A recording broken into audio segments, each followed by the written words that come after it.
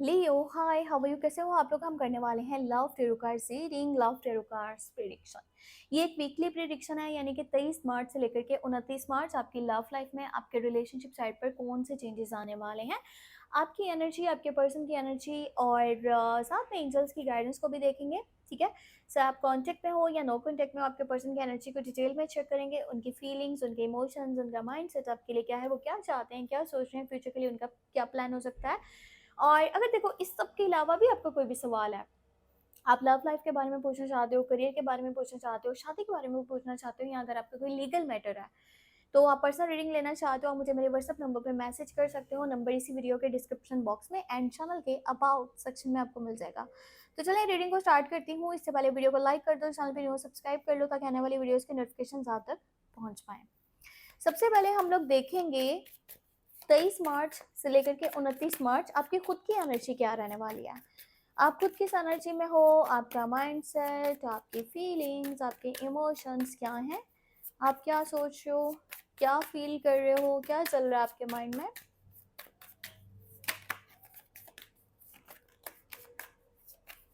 Okay, जो first of all card निकल के आया है वो यहाँ पे 9 ऑफ वॉन्ड्स की एनर्जी है। ठीक है, बाकी के दो कार्ड देख करके मैं आपको डिटेल बताती हूँ। फिर है आपके पास नाइट ऑफ वॉन्ड्स और है यहाँ पे पेज ऑफ कप्स। देखो सिचुएशन इस तरह की है कि जो अभी की करंट सिचुएशन है ना, आपकी अपनी एनर्जीज, फीलिंग्स, इमोशंस ऐसे हैं कि किसी एक पर्सन, किसी ताल्लुक, किसी रिलेशनशिप में आपने अपनी तरफ से 1000% एफर्ट करी है। बट जब बारी आती है कि वो पर्सन आपको केयर दे, आपको सपोर्ट करे, आपको प्यार दे, या उसकी तरफ से किसी किस्म का आपके लिए स्टेप हो, ठीक है, वो आपके लिए स्टेप ले, वो आपके लिए स्टैंड ले, आपके साथ खड़ा हो, आपके लिए एफर्ट्स करे, तब आपको वहाँ कुछ भी नज़र नहीं आता। वो पर्सन बिल्कुल ही साइड होता हुआ आपको नज़र आता है, और यही उसकी हरकतें आपको बार बार गुस्सा दिलाती हैं। और वो पर्सन कभी आपके पास आता है, कभी चला जाता है, कभी आपसे बातचीत करता है, कभी आपसे बातचीत नहीं करता, अचानक से ब्लॉक हो जाते हैं, अचानक से दोबारा से बातचीत करने लगते हैं आप लोग। इस तरह की सिचुएशन आप लोग अपने रिलेशनशिप में फेस कर रहे हो। देखा जाए तो आपके दिल में ना इस इंसान के लिए बेहद प्यार है, इतना प्यार जितना मतलब आप इसे शो करा रहे हो ना, उससे 10 गुना ज़्यादा आप इसे प्यार करते हो। आप चाहते हो ये पर्सन खुद से समझे कि आप इसके लिए कितना करते हो, आप इसके लिए खड़े होते हो, आप इसके लिए स्टैंड लेते हो, आप इसके लिए एफर्ट्स करते हो, आप इसे प्यार देते हो, केयर देते हो, सपोर्ट करते हो। पर कभी कभी आप शाइनेस में आ जाते हो, तब भी आप फीलिंग्स नहीं बता पाते, या फिर आपको लगता है कि सामने वाला समझ नहीं पाएगा। तो आपका प्यार जो है ना, वो अब कहीं ना कहीं इस पर्सन के सामने आने से डर रहा है। मतलब आप इसको बताना तो चाहते हो पर आप बता नहीं पा रहे। आपको ये है कि मैंने वहाँ पर भी माफ़ी माँगी है जहाँ पर मेरी गलती नहीं थी, क्योंकि मैं रिलेशनशिप को बचाना चाहता था, मैं प्रोटेक्ट करना चाहता था, इसके साथ चलना चाहता था। हर तरह से आपने पता है क्या-क्या, आपने अपनी फैमिली को भी इग्नोर कर दिया, अपनी फैमिली को भी साइड कर दिया, आप अपने करियर को भी साइड कर दिया, आप अपनी सेहत का भी ख्याल नहीं रखा। हर तरह से आपने अपने इस कनेक्शन को, इस रिलेशनशिप को प्रोटेक्ट करने की कोशिश करी है। आपने बहुत कुछ झेला है, आपने इस पर्सन के लिए, आपने इसकी बहुत सारी बातों को बर्दाश्त करा है।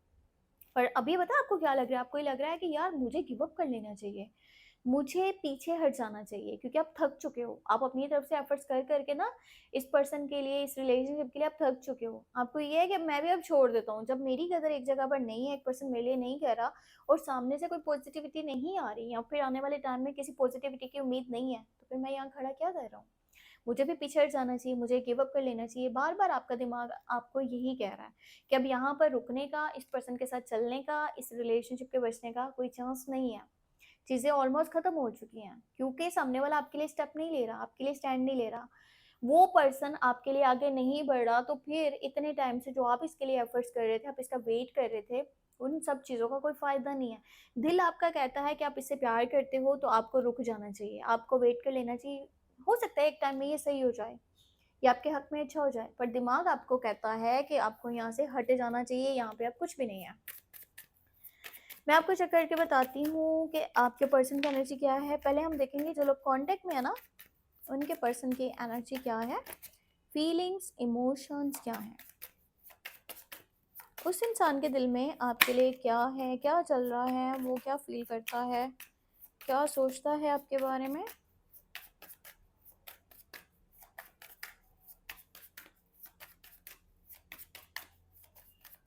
ओके, एक कार्ड हमारे पास आ चुका है, ये है क्वीन ऑफ कप की एनर्जी, ठीक है।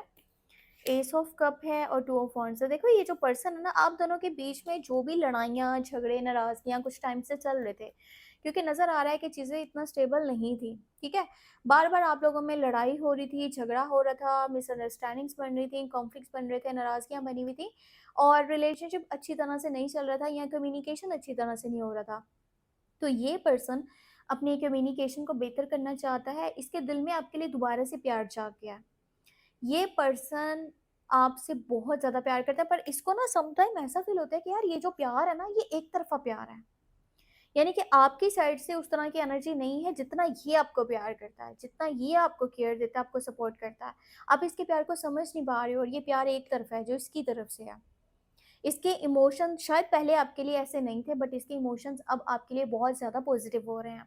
ये पर्सन के दिल में आपके लिए प्यार बन रहा है, आपके लिए केयर है, आपके लिए सपोर्ट है, ये आपके साथ चलना चाहता है।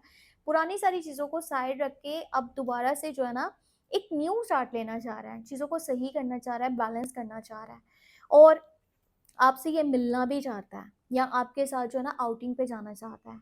आपको शायद इस टाइम में ये ऐसी भी कोई बात कर सकता है कि हमें जो है ना एक-दूसरे को क्वालिटी टाइम देना चाहिए, हमें एक-दूसरे के साथ बैठ के बात करनी चाहिए, एक-दूसरे से मिलना चाहिए।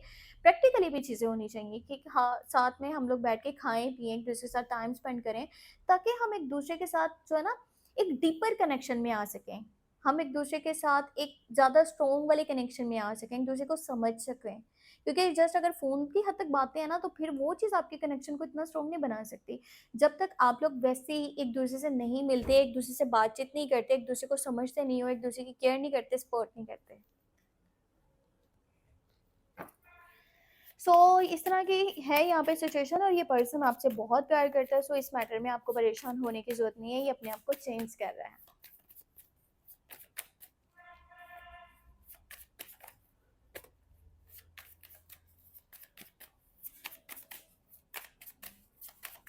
अब हम चेक करेंगे नो कॉन्फ्लिक्ट वालों के लिए।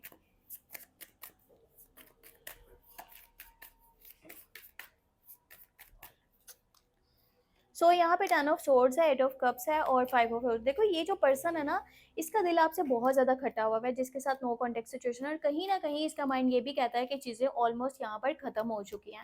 ये पर्सन का दिल आपसे बहुत ज़्यादा खट्टा है और ये पर्सन जो है ना, ये आपसे प्यार तो बहुत करता है, पर इसको लगता है कि आप इसकी केयर नहीं करते, सपोर्ट नहीं करते और आप इसके साथ चलना नहीं चाहते और कहीं न कहीं ये सारी चीज़ें ख़त्म हो चुकी हैं और वो भी हमेशा के लिए।